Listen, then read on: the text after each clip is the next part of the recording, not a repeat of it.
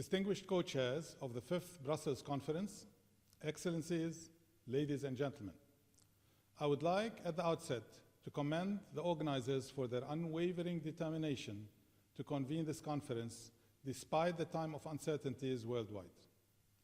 The circumstances are particularly daunting for Lebanon and the displaced Syrians, as we are all in the same boat, trying to withstand a storm due mainly to Lebanon's unprecedented, concurrent, and acute crisis compounded by the pandemic outbreak, the tragic port of Beirut explosion, the ensuing Lebanese people's excruciating ordeal, and the lingering Syrian agony. Therefore, in sharing with you a few points, I look forward to your considerate attention and stabilizing assistance. First, as you know, the state service providers are strained and drained. The triple nexus of public administrations, host communities, and displaced Syrians should be periodically reviewed if we were to improve the qualitative and the quantitative services so that no poor or vulnerable would be left behind.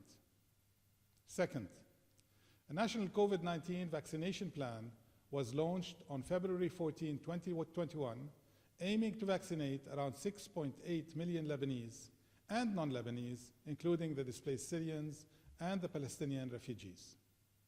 We hope that through your mechanisms, we can have a quick and fair access to additional safe and effective vaccines.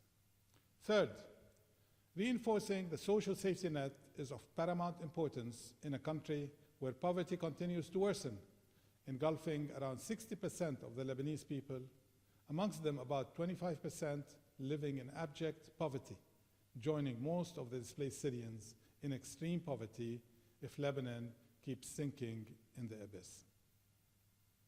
Fourth, addressing the tension between the Lebanese communities and the displaced Syrians, present throughout Lebanon, is another priority.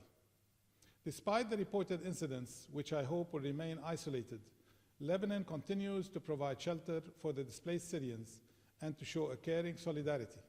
However, their stay is temporary and should not be construed under any circumstances as a local integration, which is a sovereign decision and an act of states in accordance with the conclusions of the UNHCR Executive Committee in 2005. Moreover, the local settlement contravenes the Lebanese constitution. Mr. Chair, after 10 years of the Syrian conflict, the prospect for a political solution is not, regretfully, encouraging, while the various problems of the Syrians and the host communities remain pressing. Indeed, in Lebanon, the massive Syrian displacement weighs heavily on the economy and already cost our country around $46.5 billion, according to the estimate of the Ministry of Finance for the period of 2011-2018. Moreover, it continues to affect the social fabric of Lebanon. Therefore, with the actual political status quo and the fallout on Lebanon, we believe that the Lebanese government plan for the gradual return of the displaced Syrians, adopted on July 22, 2020, should be given the opportunity to reach its goal with the assistance of the international community. This plan accommodates the Lebanese worried about the settlement of the displaced Syrians in their country, and 89% of them still longing to go home, according to a UNHCR survey dated May 2019. It is based on a set of principles. One, delinking the return from the political solution. Two, respect of human rights and the principle of non-refoulement. And three, ensuring the dignified, secure, and non-coercive return of the displaced Syrians to safe destinations in Syria. Hopefully, the UN-led efforts and a common understanding among the concerned actors would achieve a breakthrough to solve the protracted Syrian conflict. To conclude, the Lebanese hospitality to the displaced Syrians has been labeled exceptional, very generous, and unprecedented.